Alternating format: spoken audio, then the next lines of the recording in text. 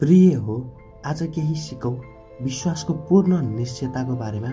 विश्वास भएर मात्र हुँदैन, त्यसको पक्का सहितको निश्चयता हुनु जरुरत छ।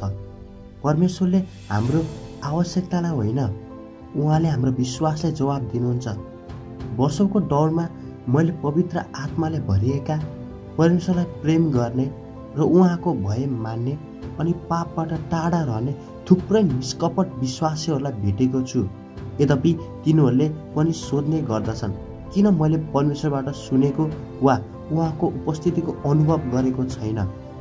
म यी सन्तहरूसँग भएको निराशालाई महसुस गर्न सक्छु, किनकि तिनीहरूले आफूले गर्न चाहने जति सबै कुराहरू गरिरहेका छन्, तर प्रार्थनामा तिनीहरूले गलत जडान गरिरहेका छन्।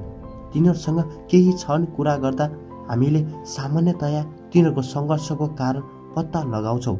प्राय जसो त्यहाँ एउटा जवाब छ, हिब्रू 10:19-23। यसकारण भाइयो, यीशुको रगतद्वारा महापवित्र स्थानमा प्रवेश गर्ने साहस हामीसँग छ।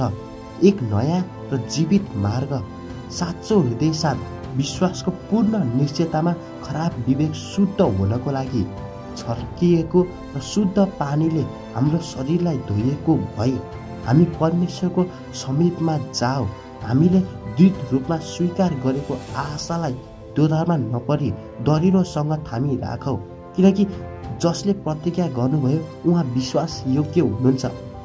पहिलो हिब्रूको पुस्तकको लेखकले हामीलाई बताउँदछन् कि हामी महापवित्र स्थानमा जान सक्छौँ, जहाँ प्रभु वास गर्नुहुन्छ।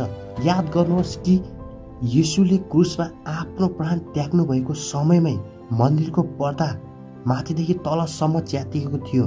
परमेश्वर बाहिर जानुभयो र आफ्नो नयाँ मन्दिर, नयाँ गरी जन्मेको मानवमा प्रवेश गर्न तयार हुनुहुन्थ्यो।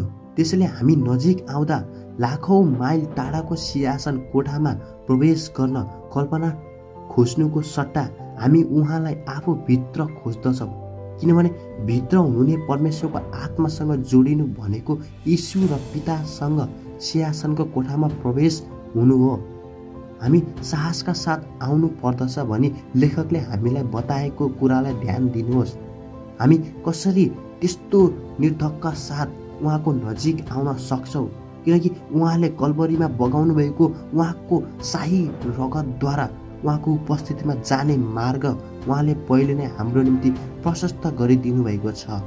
पापको कारण आएको दण्डको अत्याचारबाट हामीले हाम्रो विवेकलाई शुद्ध पारेका छौँ र अब हामी उहाँको उपस्थितिमा पूर्ण निश्चयताका साथ आउन सक्छौँ।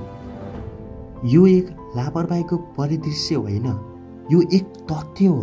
परमेश्वर भन्नुहुन्छ, यदि हामी उहाँको नजिक आयो भने उहाँ हाम्रो नजिक आउनुहुनेछ।